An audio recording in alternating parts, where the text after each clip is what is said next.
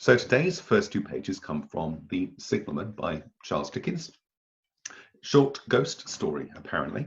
I have a dreadful confession to make. I have attempted to read Charles Dickens in the past with A Tale of Two Cities and A Christmas Carol, and have failed to finish either of them, even though The Christmas Carol is only about 170 pages long.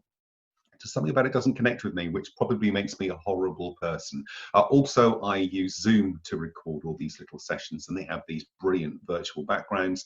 So I thought, considering we're being locked away, I'd have a nice desert island and we can all bask in the glorious sunshine and the spume from the sea together.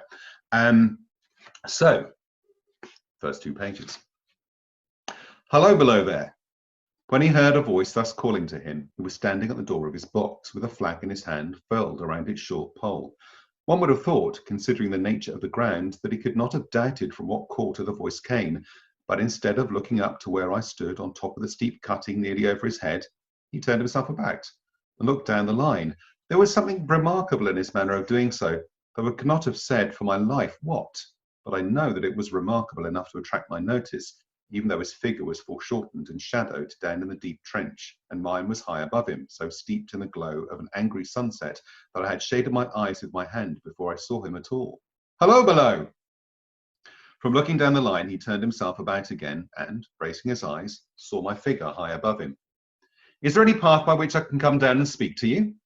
He looked up at me without replying, and looked down at him without pressing him too soon with a repetition of my idle question. Just then there came a vague vibration in the earth and air, quickly changing into a violent pulsation, and an oncoming rush that caused me to start back, as though it had force to draw me down.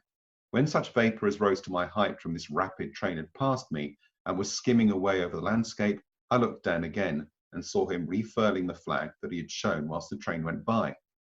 I repeated my inquiry.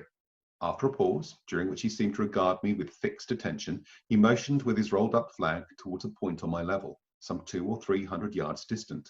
I called down to him, "All right," and made for that point. There, by dint of looking closely about me, I found a rough, zigzagging, descending path notched out, which I followed.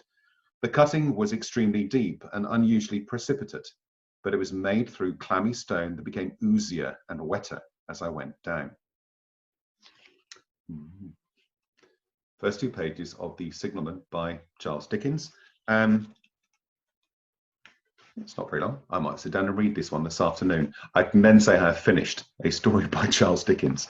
Thank you very much again. I'm going to continue doing this as long as I can, and as long as we're certainly locked away. I hope it is of interest to you and piques your curiosity about some of the books I'm going to be covering over the next weeks and months, hopefully not months, that we are locked away inside.